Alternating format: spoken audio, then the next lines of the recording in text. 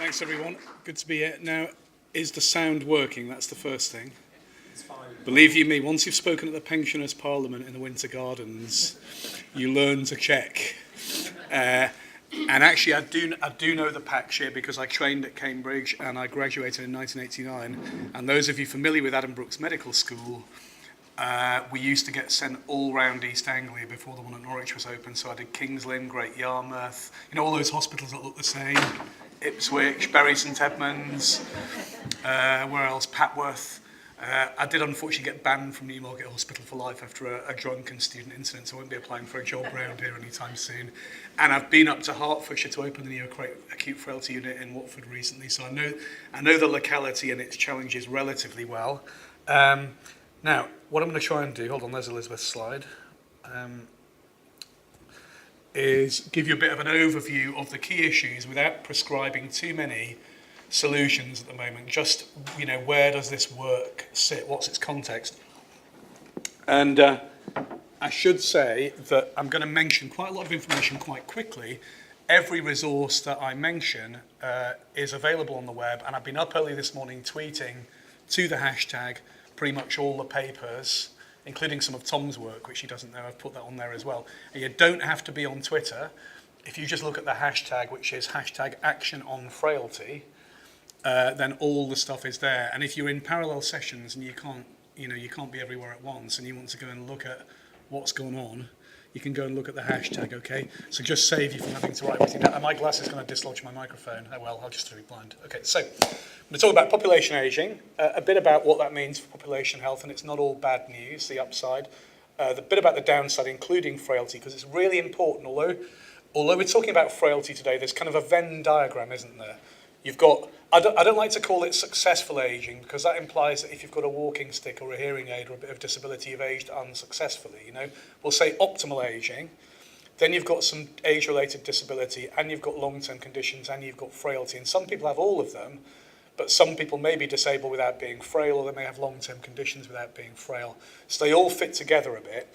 What all of that means for health and care services and how we might need to change. And I'm going to play you an animation at the end to get people talking. And some of you will have seen it before, but it's a useful provocation piece.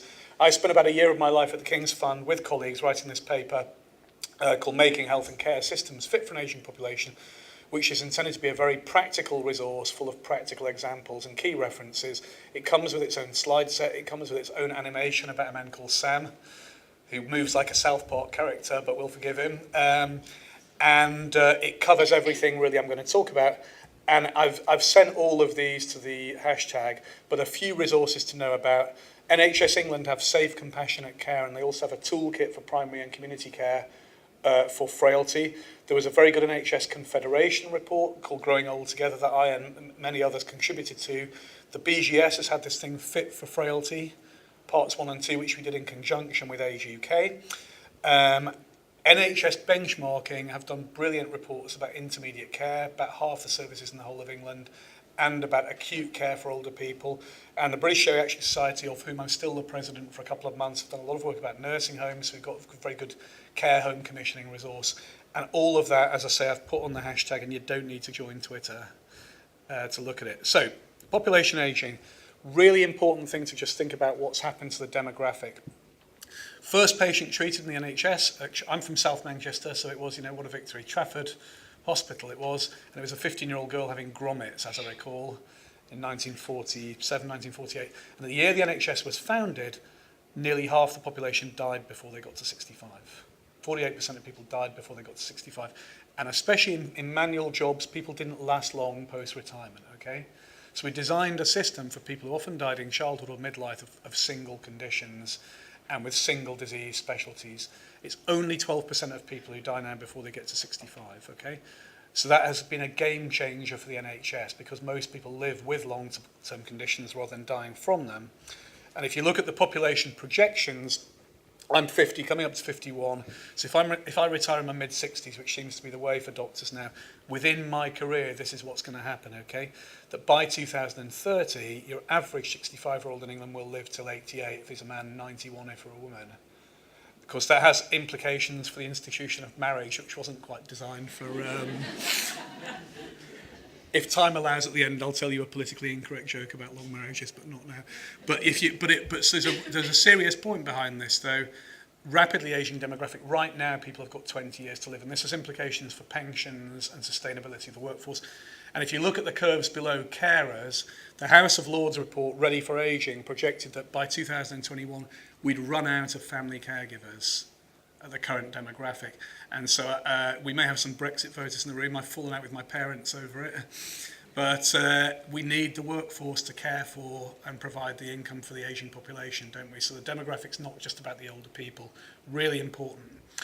Carers. My day job, when I'm not working for the King's Fund or the Royal College, is a 28-bedded ward, needs-related, full of very old men whose daughters are often past retirement age, whose wives are often past retirement age, although sometimes you can think the daughter's the wife and vice versa, so you learn to be careful. But carers are absolutely crucial. There's about 6 million people who are carers in the UK for someone over 65. Very few of them, only 5%, get any statutory support. Whatever it says in the Care Act, local government's so broke, there just isn't the time to do that. And 1.5 million of those carers are over 65 themselves. Many of them are in poor health. Half of them are men, which is quite surprising because the stereotype is a middle-aged daughter. And you will have seen the Jack Sprat and his wife couple, won't you, where one partner's got dementia, but they're very brisk and they're herring all over the place, and the other one's not demented at all, but they have cardiac failure and they're trying to chase after them. So you get codependency. So everything we do must talk about the older person and their carer, because I've got open visiting on my own ward. We've had it for 3 or 4 years. I don't spend that much time explaining things and reassuring things to a lot of my patients because often they're very significantly cognitively impaired or drowsy. It's all about involving the family. So I can't overemphasize that. Now, there's a bit of fantasy thinking in the health policy commentariat, and I write a column every week in the BMJ called Acute Perspective that's free, write about all kinds of things. But I wrote something recently called Magical Thinking Won't Save the NHS, and it was all about what the big ideas are. And everyone's talking about prevention, and we can compress morbidity into the last couple of years of life. In reality, despite the advances we've made, if you look at what you call disability-free life expectancy or healthy life expectancy, at 65, you get 10 or 11 years at the moment in the UK. And there are major inequalities, okay? You'll know in terms of your absolute life expectancy, I mean, bad news for me as a Manc that Mancunians die young. You know, there's a lot of people with preventable premature or amenable premature mortality in the big urban areas. But if you look at absolute and disability-free life expectancy between deprived and less deprived communities, there's very big differences, okay? But you get about 10 years before something or other starts to go a bit wrong. If we can do anything to, protract that period a bit, to prolong the onset of disability, that's fine, but that's the reality. And this is, for those of you who are occupational therapists or geriatricians who are used to talking about ADLs or activities of daily living, common activities of daily living like washing, dressing, toileting, feeding, stair climbing. This is what happens with age. Down at the bottom there, you've got people who need some help with common ADLs, okay? And at the top, you've got people who don't need any. Really important message, if you work in the care home sector, if you work in social care, if you work in intermediate care, if you work in the acute sector, you're going to see the people with extreme frailty and dependency. If you're a primary care person, you're going to see a lot of quite fit, quite healthy older people. And you can see most older people are not actually multiply dependent. But it's also a reality that as you get older, you will start to need help with common ADLs. My own parents up in Manchester, my dad was 75 this week, my mum's 74, 75.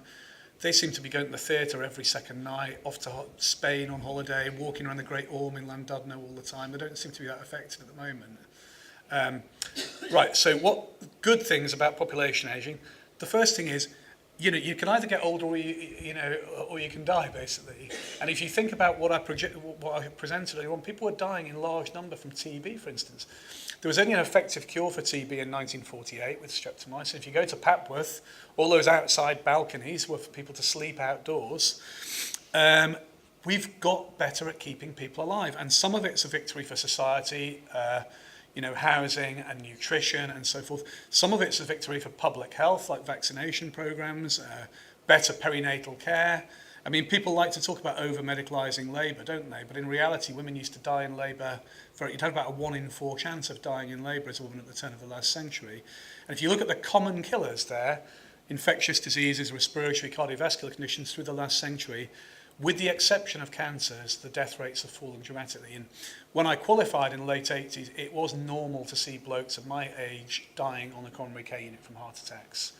You don't see it now, do you? Because they're whizzed in, fast door to needle time, thrombolysis into the cath lab, but they might live with cardiac failure, okay?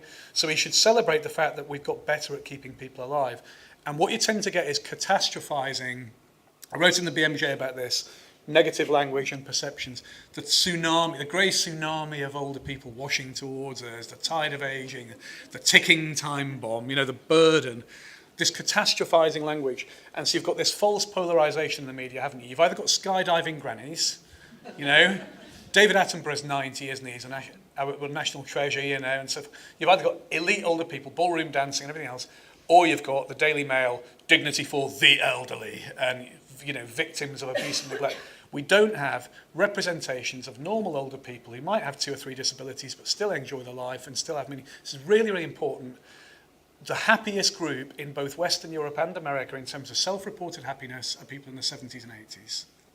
Because they've learned to adjust to their long-term condition. And as long as they can do what gives a life meaning, they're not all universally miserable. And crucially, they're not all necessarily a burden on the exchequer either, okay?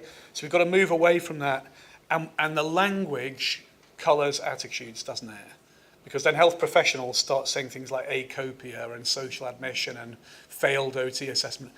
If you want a good laugh, I wrote a blog for the BGS called The Geriatric Medicine Profanosaurus, all about things that you shouldn't say, like social admission. So actually, most older people say they live in decent health. They might have long-term conditions, but they're not life-limiting long-term conditions. Most remain in their own home without statutory support. And if you look at unpaid caring, continuing employment, spend, because older people can often be quite capital wealthy, grandparenting, volunteering, they make a net contribution to the economy. So we've got to stop the catastrophizing language, which in turn colours how people are in healthcare.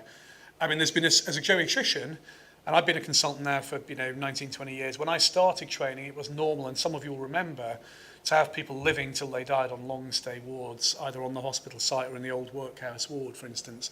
And it in a way shows how far we've come, doesn't it? That those were kind of disparaged, neglected places, whereas now older people are absolutely mainstream service users.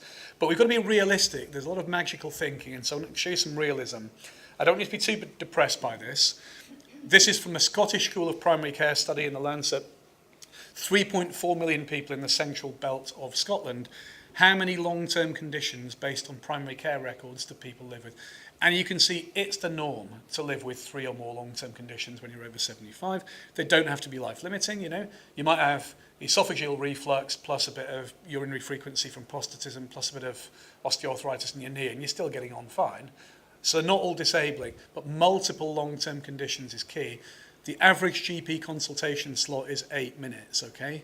Now, I know there's a lot of thinking about reimagining primary care to give people with complexity longer consultations, and many hospital specialisms, apart from acute medicine, geriatric medicine, emergency medicine, are based around single organ systems, okay? So we have to change the offer. And there's a very similar bit of work in Kent around Whitstable, the Symphony database in southeast of England. This is from the same study in Scotland. If you pick out 10 common long-term conditions, how many people with one condition only have that one condition, okay? And I picked out COPD there, only 18% do, which is why it's good that we have people highly trained in general internal medicine, because if you're a nephrologist, if you're a diabetologist, you're going to have people with multiple comorbidities that you have to manage. But it just emphasises we need to change the offer a bit. Did you see last week the NICE guidelines? I haven't put them on the slides because it was breaking news. NICE guidelines on multimorbidity. Someone should tweet that to the hashtag, actually, because I didn't do that. And they say a lot in there about frailty, okay? But if you have single disease clinical guidelines and single disease randomized controlled trials that exclude older people with frailty, exclude older people with complexity, you end up with unfit for purpose prescribing, okay? It drives single disease thinking. And if you look at polypharmacy and medicines management, this was from a King's Fund report a couple of years back. And what we're looking at here is, if you look on the right-hand side, 2010, it's left-hand side if you use it, 2010, how many people over 65 are on 10 or more drugs in grey or 5 or more drugs It's the norm for people to be on multiple medications, and things creep onto prescriptions and don't creep off again. In a nursing home, the median number of meds per resident is 9, and for each one there's about a 20% prescribing error rate, 20% admin error rate, and 20% review error rate. So there's big issues there with polypharmacy. Dementia, again, not trying to depress anybody, but dementia travels with people, okay? If you're a woman over 80, you've got about a 1 in 5 chance, a man over 80, 1 in 6 chance of living with dementia.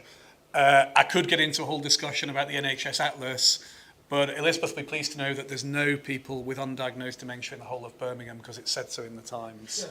And it's funny because some of my mates would say, well, that's funny because I've seen 3 this morning. There's a whole issue about the drive to diagnose dementia early, which we may get into. But the important thing is, I've told you that services must be age-friendly and frailty-friendly, carer-friendly. They have to be dementia-friendly, okay? Because people with dementia are everywhere in the system. 1 in 4 hospital beds has someone with dementia in that bed right now, okay?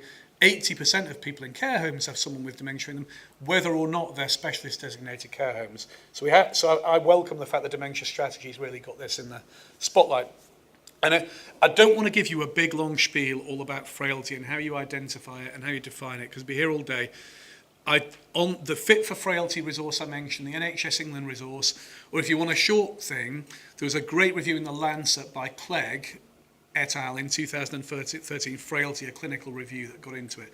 But in broad terms, frailty is about having poor functional reserve, okay?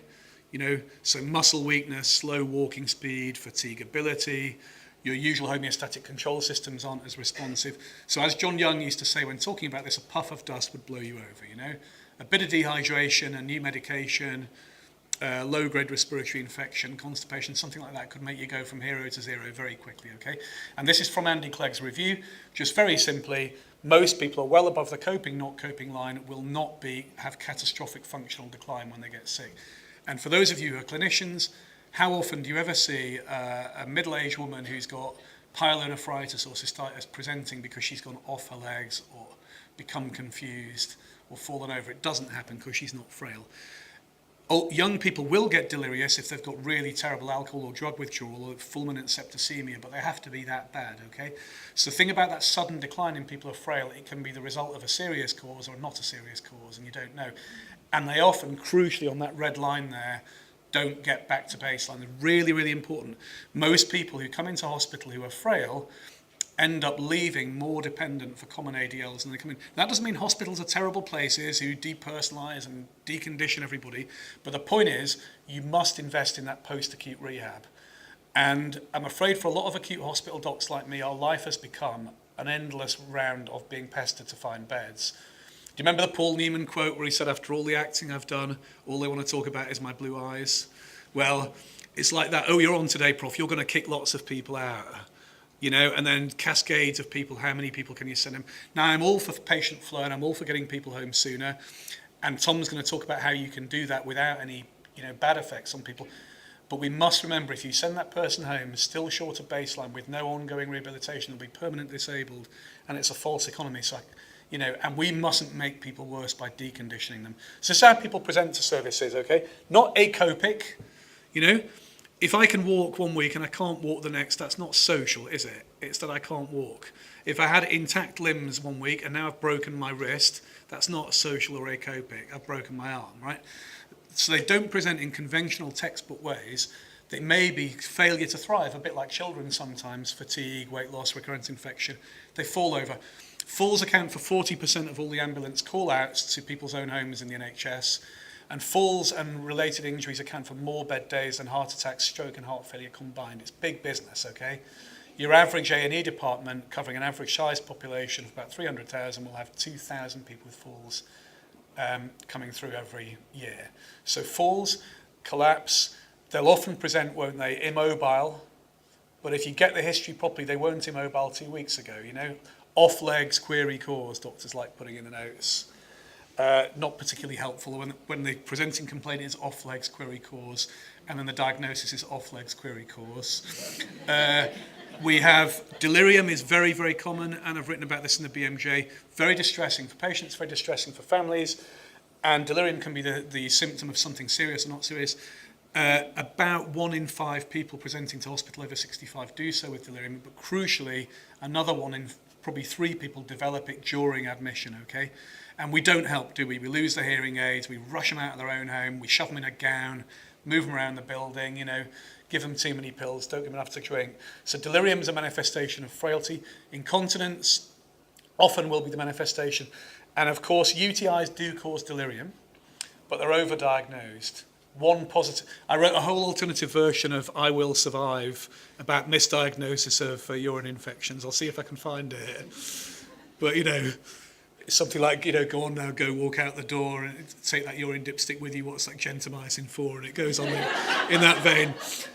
So it's been called by some people acute trimethoprim deficiency.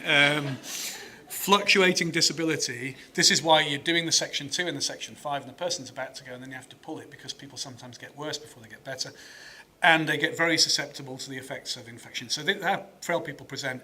How many frail people are there? Now, as I say, I don't want to get into a big doctrinal bun fight about whether you believe in frailty phenotypes or frailty indices. We'll be here all day, okay? But if you look at the population estimates, however you define it, the numbers are about the same. So this is really, really important paper, which is the Electronic Frailty Index, which you can run on English primary care databases right now, based on the accumulation of deficits. And the frailty score that derives from it, up in Manchester with the ambulance crew, they're using 15 levels of pictorial depictions of frailty, where you can just look at a quick pictogram of how frail a person is. The beauty of this is you can calculate the frailty score and there are frailty codes. Now, people say that's all very well, but what are you going to do about it? Martin Vernon, who is the current National Clinical Director for Older People, just wrote a blog on the NHS England website about why it's worth looking for, so have a look at that. But severe frailty, which is kind of what I do for a living, is only 7% of people over 65. Moderate frailty is about 20%. When they've done this in Cornwall, there's a few more people who are moderately or mildly frail than there are healthy or completely healthy older people, okay? Mildly frail, some people start talking about pre-frail, is about 1 in 3. So really important thing there, a bit like, with the whole falls and fracture stuff I did with the DH, the hospital can sort out the broken hip, the hospital can sort out the person in the fracture clinic, it can't sort out the 15,000 people that are falling once a year in the community. In the same way, the mildly frail and the pre-frail have more primary and community care focused solutions, okay? But it's the severely frail that are in contact with services, and this is from the same study. If I just pick out in yellow over on the severe frailty end there, okay, odds ratios, if you are severely frail, you are 6 times more likely to end up in a care home that year. So if people say, why bother measuring this? If you're serious, this is far better predictor than any of those predictor tools for risk of admission to hospital, okay? Far better in terms of its predictive validity. So if you want to know who's at risk of ending up in long-term care, severely frail, 6 times, 4 times more likely to end up in acute hospital in that year, and you're 5 times more likely to die. 1 in 3 people in a hospital bed right now in the UK will be dead within a year, because you only get into a hospital bed and stay there generally if you're pretty frail or pretty sick, okay? So you can imagine, for those people, you can start thinking about what your population need is, how your service model needs to change to reflect the frailty. So what does all this mean for services? Because I think it is a complete game changer for what we need to do, which is why I'm so glad that people are here today. He's getting a bit porky by then, wasn't he, Scotty? But not that I'm anyone to talk, actually. I was a bit annoyed the other day. 3 big lads on my ward round at the moment, me and my house officer and my SHO, were all kind of 6'2" burly blokes. And the ambulance crew refused to take this bloke home because he was bariatric and he was smaller than us. So I'm quite annoyed about that. But how very dare you? Yeah, so, but anyway, we have a problem because we've not quite. I would honestly say to people, unless you want to be a children's nurse or a midwife or something, or entirely lab-based, if you don't want to look after older people, do not enter the caring professions, because that will be your job. And people haven't quite caught up with that reality. So anybody training in 2015 is training with the youngest case mix of people they'll ever encounter in their career. Okay? I don't think they've all realised that. And I think we've still got this tacit prestige hierarchy, haven't we? Where high-tech, curative, heroic, single, dramatic, or teaching hospital, tertiary referral centre, science-based is good, whereas the core business of medicine, which is maintaining decent quality of life in people with long-term conditions in a multidisciplinary joined-up way is bad, and we've got to flip that, just like we've got to flip the prestige hierarchy and make people realise there can be nothing more prestigious than being a good GP, a good emergency physician, a good acute physician, and a geriatrician, because that's actually the engine room of the clinical specialties these days. So we've got to gear our systems up to the people who use them. And you can't duck the money, okay? So if you look at the NHS Constitution, it has a technical annex at the back, and it's got these things called age cost curves. And you can look for the next 10, 15 years across every sector, community, primary, social care, where the spend is going to be. And no surprise, it's going to be on older people. So we can't solve the money without solving issues around the care of older people.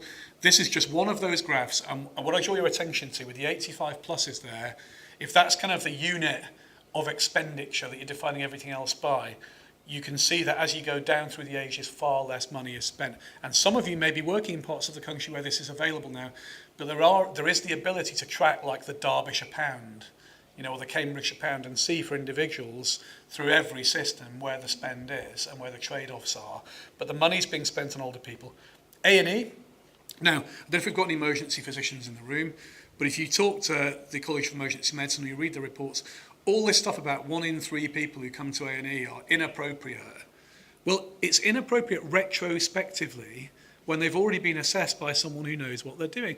If you get your reflux pain and you think you're having a heart attack, and then you turn up and, well, no, it is actually just reflux, well, that's fine. You don't know that. You're not a doctor. You haven't got an ECG machine. And a lot of these people who are presenting to A&E are actually older people with multiple comorbidities. So if you look at this from the Quality Watch report there, the turquoise is people with multiple life-limiting long-term conditions, okay? And that is your core business of big chunks of emergency care. And it's really worrying now that those of us who've been around as long as I have or longer will remember the bad old days of people on trolleys in corridors in overcrowded A&Es, and we're going back to the future, aren't we, a bit? And it's very frail older people are often boarded out on those trolleys. Royal College, I only became the Vice President of the College a few weeks ago, so I've inherited a lot of stuff. It's quite an interesting journey, but it did recognise 3 or 4 years ago in this thing called Hospitals on the Edge, we've lost a third of our beds in the past 25 years, and at the same time, emergency activity has increased by a third. A busy medical take when I was a med reg was 35 or 40 people. 80, 90, 100 is nothing unusual at my trust now, which is why the medical registrar job's so punishing. So we've got a higher number of people going through fewer beds. England, if you take us out of the 4 nations pool, has the fewest beds per thousand of any country in the OECD. And hospitals run at optimal around about 85% for flow, and they're running at 93, 94%.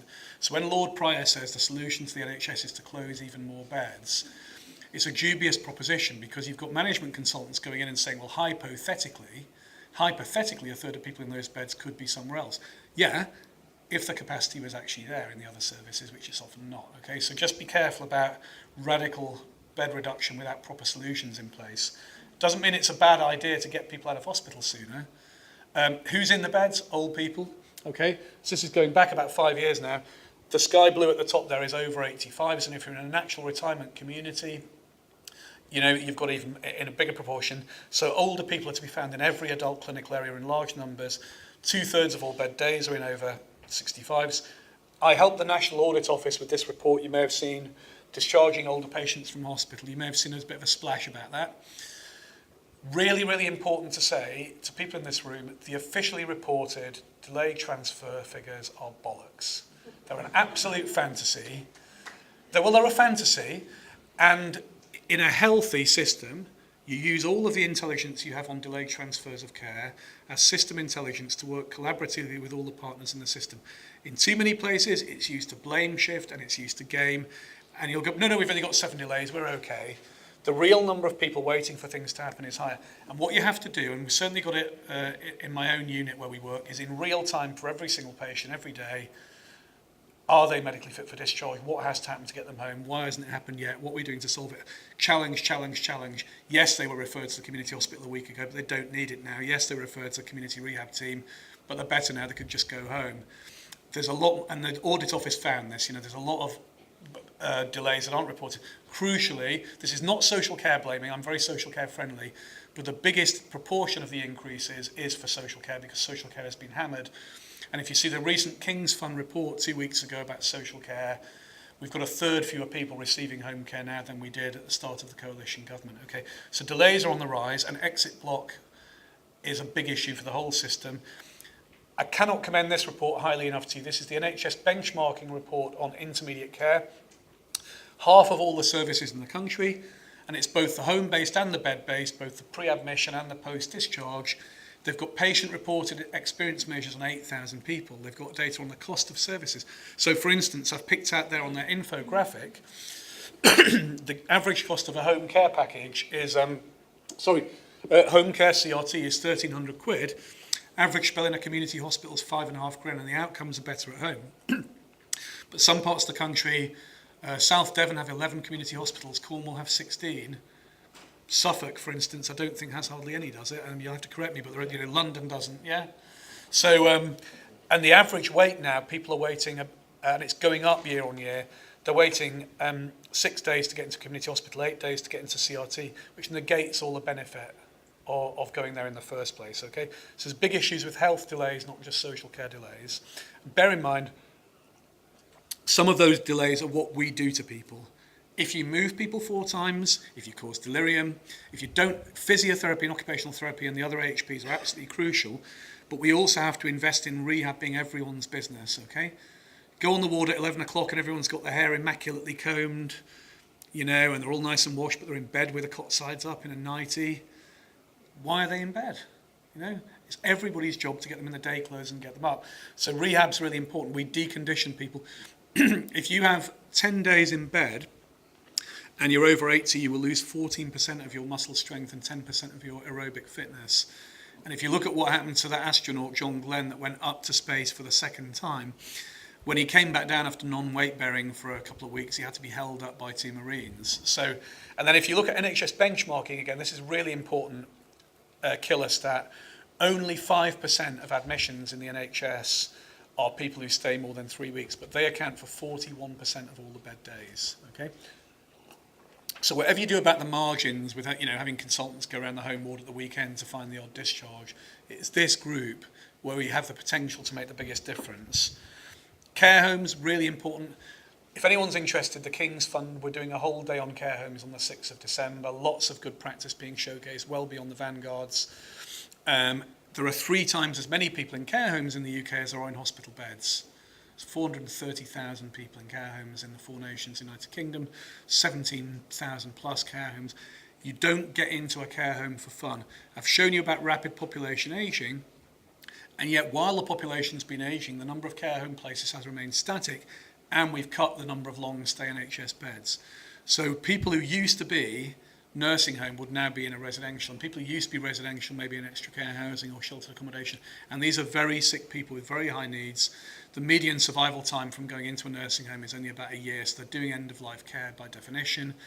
As I've told you, 3/4 plus have dementia, 9 medications per resident. They are citizens, and they're entitled to the full range of services the NHS has to provide. The BMA GPs committee have expressed real reservations about the GP workforce has the capacity to provide the care they need, and we've got to look at different models of providing healthcare for them. They end up in hospital in large numbers, and when they come in, a third of them die, and often we're doing very little for them. And if they're from a residential home, the managers have the right to reassess them before they come home, and they often stay in for days, or they never get back because they use the acute admission to solve a long-standing problem. So it's a real issue. And then if you look at readmissions, being readmitted to hospital is a very distressing experience for an older person and their family. 14% are back within a month. Now, it doesn't mean terrible care, but it's just a function of their frailty, their complexity, and poorly joined up services.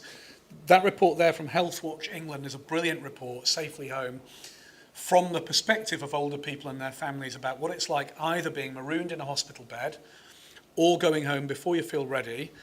And there was an ombudsman's report about poor discharge, although they're in no position to be taking the moral high ground at the moment at the ombudsman's office.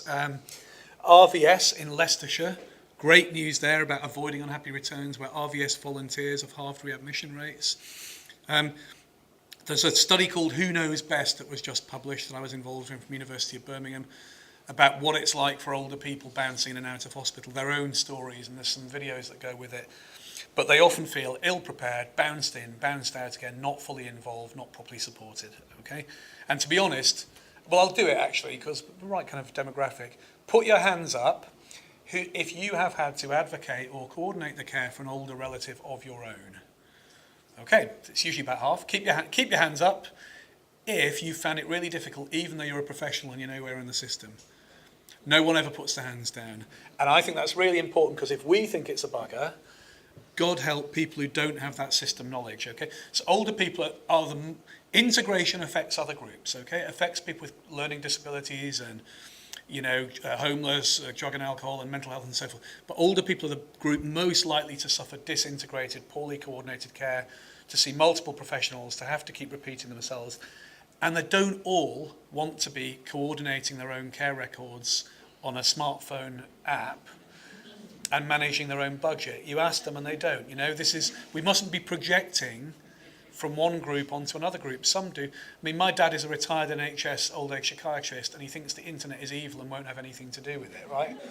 So, and he doesn't like shoes and book, he just wants to go and see a doctor. He doesn't know why the NHS is putting him down this IT line. So just, there be dragons. But older people want coordinated care with people they know, and they want access. If you talk to Age UK about surveys, they want to see someone quickly when they've got a concern, and they want coordination and familiarity.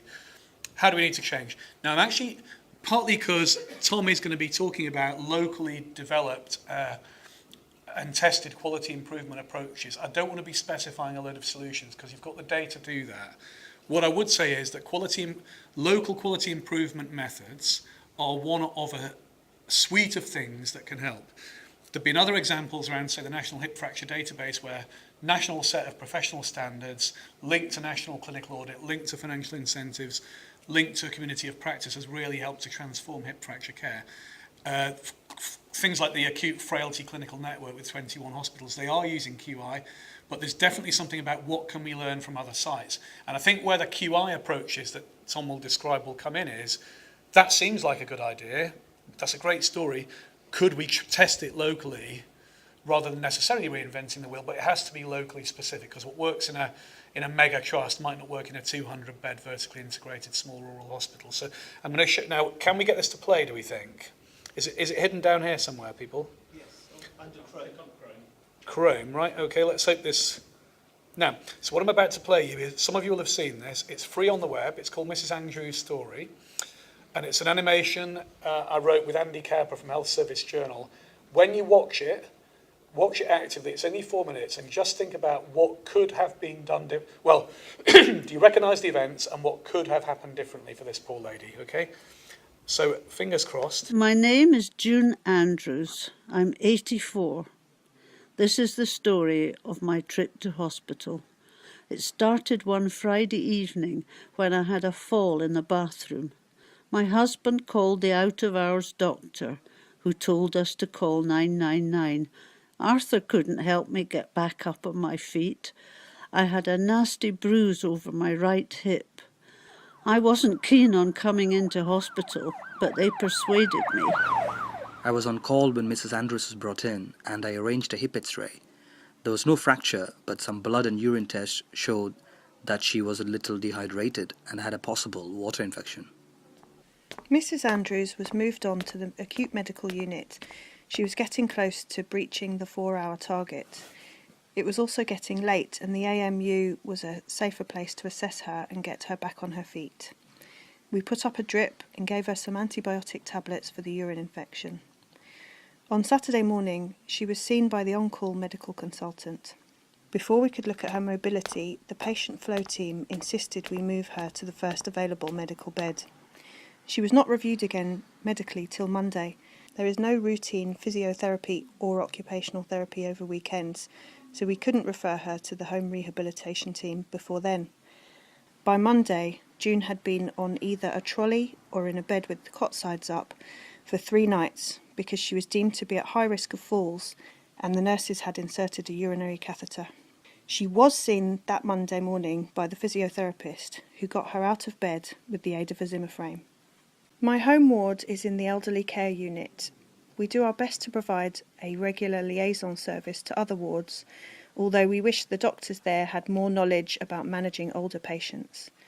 The ward doctors and occupational therapists made a plan to get some more information about June's usual abilities and past medical history. I'm June's husband. On Monday, I was able to get back into the hospital to see her on the ward. I told the ward doctors and nurses that June had been getting more unsteady recently, had suffered another fall, and that her memory isn't what it used to be. The review team discovered that her blood pressure was dropping very low when she stood up, postural hypertension. It often leads to falls and faints in older people. We stopped a couple of her cardiac medications to try and solve this problem. By Wednesday, she was able to stand with assistance.